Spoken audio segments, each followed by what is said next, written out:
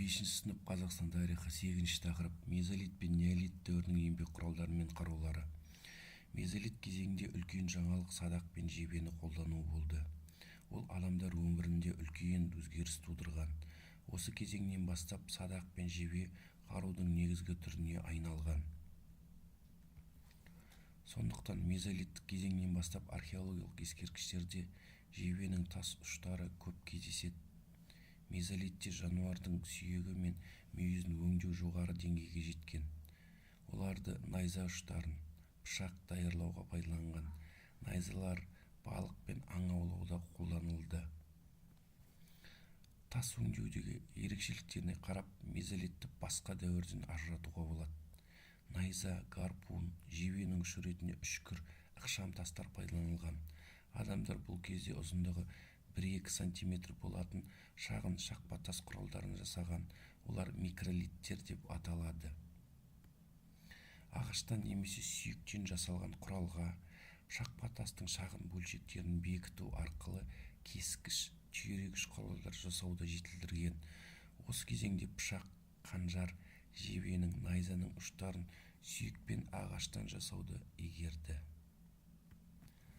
Мезолиттік өнердің тағы бір ерекшелігі ұсақ пластиналарға геометриялық өрнектерді, адамды және аңдарды бейнелеу қалыптасты.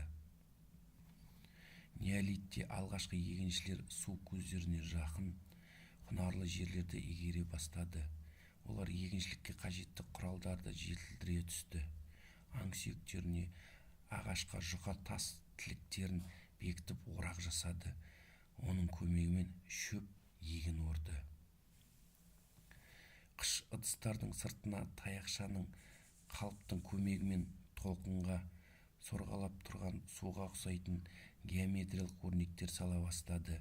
Өрнектерді салуға піспектеу, оймалау, ирек тісті мөрмен бастыру тәсілдері қолданылған.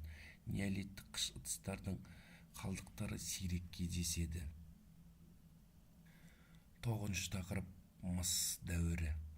Адамдардың мыс өңдеуді игерген уақыты мыс дәуірі энеолит деп аталады. Ол шамамен 3-2 мыңжылдықтарды қамтиды. Мыс дәуірінің ескерткіштеріне мыс бұйымдар, тас құралдар, көркем нақыштағы қыш ыдыстар, тұрғынжайлар жатады. Тас құралдарды жасау дами отырып, одан әрі қолданыла бергендіктен бұл кезең мысты тас дәуірі деп аталады. Энеолиттік құрал-жабдықтар түрінің көп болуы шаруашылық түрлерінің дамығанын көрсетеді. Аң аулау, балық аулау, терімшілік одан әрі сақталды. Жебе ұштар асқан шеберлікпен жасалды. Садақ пен жебенің жетілген түрін жасау аң аулау әдістерін дамытуға мүмкіндік берді. Балық аулау кәсібінің басты құралы шанышқы болды. Тас пен сүйек өңдеу ісі одан әрі жетілді. Оларды басқа сапалы еңбек құралдарын жасауға пайдаланды. Тұрғынжайлар, қоныстар салу кезінде ағашты өңдеу үшін балта, шот, қашау, керткіш, жонғыш, сүргі, кескіш, пышақ, қырғыш, тескіш сияқты құралдар қолданылған. Тері өңдеу ісіне қырғыш, пышақ, жонғыш, келі, түрпі, тегіс құралдар пайдаланылған. Өңделген теріден киім тікті. Тігіншілік, тоқымашылық, ши тоқу кәсіптерінің бастамасы пайда болды. Осы кезеңде тастан жасалған үтік тәрізді құралдар табылған.